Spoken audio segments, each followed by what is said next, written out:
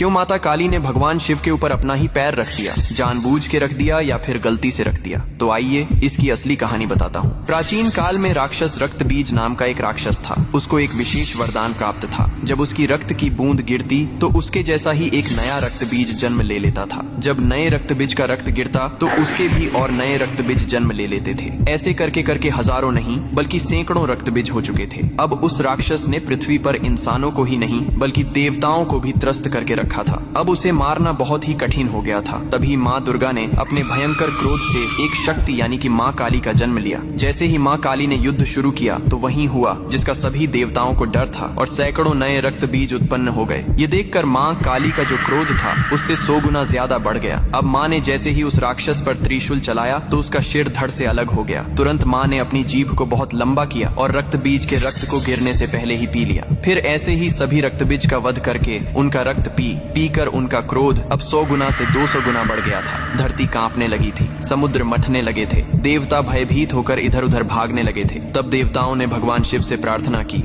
हे महादेव, आप ही माता काली के संताप को शांत कर सकते हैं। शिव ने देवताओं की पुकार सुनी और माँ काली के सामने युद्ध भूमि में पहुंच गए। लेकिन माँ अपने तांडव में इतनी लीन थीं कि उन्होंने शिव को भी नहीं देखा। तभी भगवान शिव ने स्वयं माता के चरणों में लेट गए। जैसे ही माँ काली का पैर अनजाने में शिव के सीने पर पड़ा, तुरंत उनका क्रोध शांत हो गया। उन्होंने नीचे देखा तो अपने प्रिय पति शिव थे। यह देखकर उनकी जीभ शर्मिंदगी से बाहर निकल आई। इसके बाद शिव ने मुस्कुराते हुए कहा, हे माँ, तुम्हारा यह रूप सृष्टि के संतुलन के लिए था, लेकिन यह रूप अब धरती पर बहुत धाम धूम से पूजा जाएगा। यही कारण है कि तस्वीर में और मूर्तियों में माँ काली को शिवजी पर खड़े हुए दिखाया जाता है, जो बहुत ही शुभ माना जाता है।